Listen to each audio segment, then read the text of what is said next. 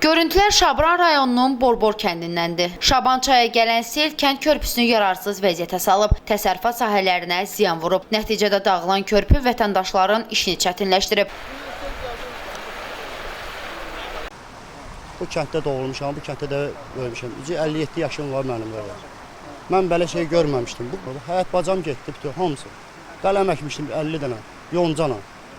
Onlar qaldı. Kartov əkmişəm 200 kilo, onlar qaldı. Navesin pöylələrim hamısı partla olub, deyir ki, sığorta elə. Mən nətər, mən indi gedib sığorta eləyim, sən gəlməyənə yardımcısı. Hamısı aşırı şipal vurmuş o dalına, kənd cəmaatına. Bu da körpüdə həmçin belə, balaca, 4 metr enliyində bu seli götürər bu. Balaca körpüdə götürmür qardaş seli.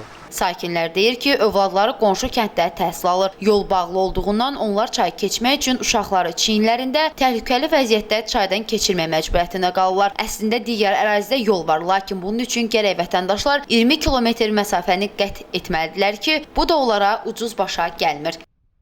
Canım sənəsin, məktəbə 21 uşaq gedir. Gərək biz gündə 10 manat verək, 20 kilometr haylanaq, belə çeyiz. Baxçalı tərəfdən də çıxaq qaçmaz yolu gələk Padar kəndinə. Özümüz işləmirik, eləmirik, yox ki, bu təsərrüfatla məşğuluq da. Kəndimizin şəhədi var.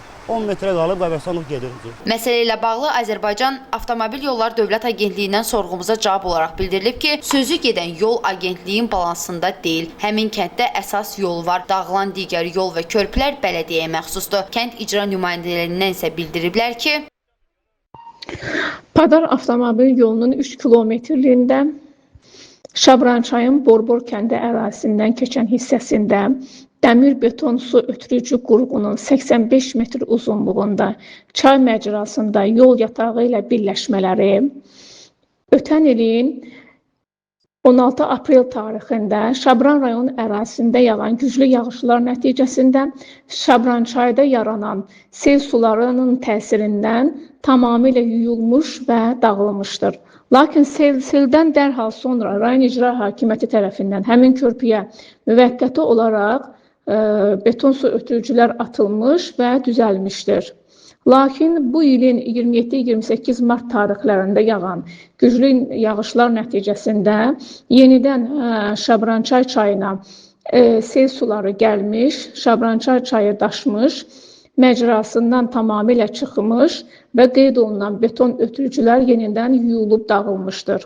Ötürücülərin bərpa olunması üçün əraziyə 2 dəfə texnika göndərilsə də, çayda suyun səviyyəsinin çox olması, eyni zamanda hava şəraitinin yağıntılı olması səbəbindən texnikaların işlənməsinə maneə yaranmışdır. Yaxın zamanda hava şəraitinin mülayimləşməsi və çayda suyun səviyyəsinin aşağı düşəcəyi vaxtda yenidən həmin əraziyə texnikalar göndəriləcək və iş yenidən təmin olunacaqdır. Qeyd edək ki, bu ilin aprel ayında müşahidə edilən lesan yağışlar Şabran rayonunun bir çox yaşayış məntəqələrində fəsadlara səbəb olub. Yol və körpülərlə yanaşı qaz və elektrik xətlərə də ziyan dəyib. Emin Kərimov, Səs TV xəbər, Şabran.